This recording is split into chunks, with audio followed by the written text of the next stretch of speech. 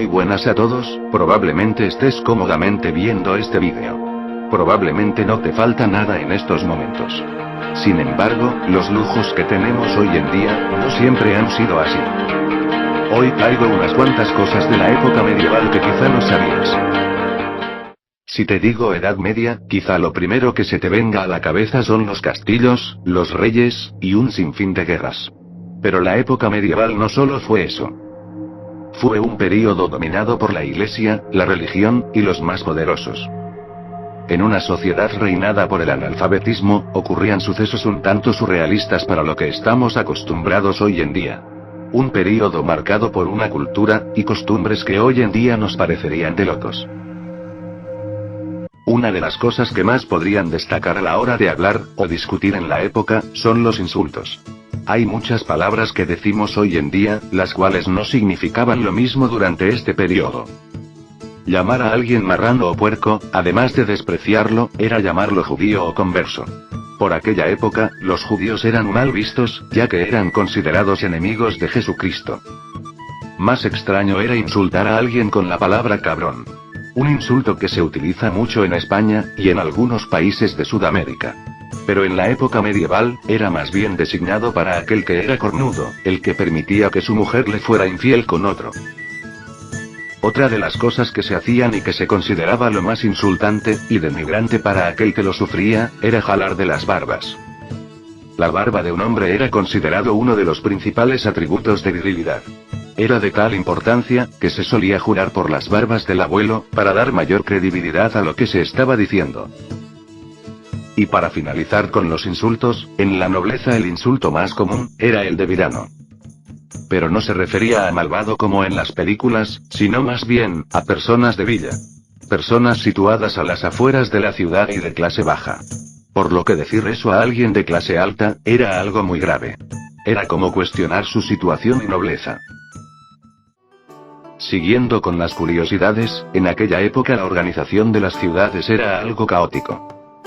Las casas eran construidas unas contra otras, no había luz, ni agua, ni alcantarillado. El resultado, es que los desperdicios estaban por cualquier parte. En ocasiones se construía una plaza cerca a las casas para que todos tiraran sus desperdicios ahí. Como podréis imaginar, la propagación de enfermedades era frecuente. Como curiosidad, los famosos jardines de Versalles fueron, por así decirlo, el retrete de los asistentes que acudían a las fiestas. La razón, es que el Palacio de Versalles, a pesar de tener decenas y decenas de habitaciones, no tenía ningún baño. Por lo que los invitados, acudían al jardín para hacer sus necesidades. Y ya que estamos, como imaginaréis, bañarse era algo extraordinario. Era algo que se hacía una, o dos veces al año, y si el médico lo recomendaba. En mayo era costumbre bañarse, ya que era un mes que daba inicio al calor. Se hacía con la intención de que el olor no fuera excesivo durante los meses de verano. En junio era el mes en que toda la familia se bañaba. Es por ello que era el mes de las bodas. Así, la novia estaría limpia de cara a la boda. Aún así, algunas veces el olor no era soportable, por lo que se usaban ramos de flores. Se utilizaban como un ambientador, por así decirlo. De ahí viene la tradición de las flores en las bodas. Otro instrumento que se solía utilizar para camuflar los olores, era algo que solemos ver en películas ambientadas en esta época. Se trata de los abanicos. Era tal el olor corporal de los habitantes de la época, que en vez de usarlos para combatir el calor, se utilizaba como dispersador de olores. Solo las personas de clase alta tenían personas que los abanicaran. También era costumbre por aquel entonces, usar ropa y vestimenta pesada, para tapar el mal olor.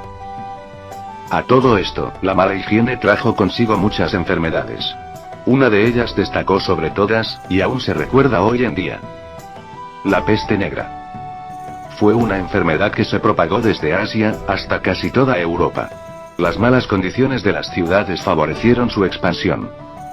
La peste negra es transmitida por las pulgas, de las pulgas pasa a las ratas, y de las ratas a las personas. Al no haber alcantarillas, las ratas propagaron la enfermedad más fácilmente sobre la población. Con casi 100 millones de muertos que dejó la peste, los cementerios se colapsaron y no había lugar para todos. La solución fue sustituir los huesos que habían antes, por los nuevos. En este proceso, se descubrieron arañazos en muchos ataúdes. Era signo de que el difunto había despertado de su letargo, y había intentado salir. De aquí es de donde viene una expresión muy utilizada. Salvados por la campana. Y es que la solución a todo esto, fue atar a los muertos a una campanilla unida a su muñeca, por un hilo que atravesaba el ataúd hasta la superficie. Así, si éste despertaba, movería la campanilla y la persona a cargo de los muertos lo sacaría. A mucha gente se le ocurrió tener a sus muertos varios días sobre la misma mesa en la que la familia comía, por si estos volvían a la vida. Otra de las expresiones que hoy en día se utiliza, es la de cargar con el muerto. En aquella época, si aparecía un cadáver en una población en extrañas circunstancias, y nadie podía identificarlo y costear los gastos del entierro, todo el pueblo debía pagar una multa. Por esta razón, cuando aparecía algún cadáver en dicha situación, los vecinos intentaban sacarlo del pueblo antes de que lo vieran las autoridades. Cargaban con el muerto, y lo dejaban en el pueblo vecino. Un ojo de la cara, probablemente ya la hayáis escuchado. Y es que eso fue lo que le costó a Diego de Almagro, en una batalla entre una de sus expediciones a las Indias. Por lo que en la época, esta expresión se utilizó a modo de entender que algo sería muy complicado. Una de las cosas más comunes en la época, eran los huérfanos. En la época había muchísimos, los cuales eran acogidos en orfanatos o instituciones religiosas. Muchas veces no se sabía el nombre de los padres, así que estos niños recibían el apellido, Blanco. Aunque creamos ser unos innovadores, el símbolo @ se utilizaba ya en la época, pero como la abreviatura de la preposición latina, a. Otra de las curiosidades de la época, era la manera en la que los escuderos se preparaban para ser caballeros. Algunos quizá lo sabréis ya por Don Quijote. La noche anterior al gran día, debían pasar toda la noche velando sus armas y vestidos de color blanco. El color de la pureza. De ahí la expresión, pasar la noche en vela. Y para finalizar, vamos con algunas curiosidades sexuales. El adulterio estaba castigado, en un primer momento por el marido cornudo. Si un hombre pillaba a su mujer con otro hombre, este podía matar a ambos. Con el tiempo, la justicia intervino para regular la ley ante estas situaciones. Las relaciones sexuales solo estaban permitidas con el fin de procrear. De lo contrario, estaban terminantemente prohibidas. El deseo y el amor eran considerados como una enfermedad, y se repudiaban. Un marido podía divorciarse de su mujer, si ésta era frígida. Para quien no lo sepa, se refiere a aquella mujer fría en la cama, y sin capacidad de disfrutar del placer.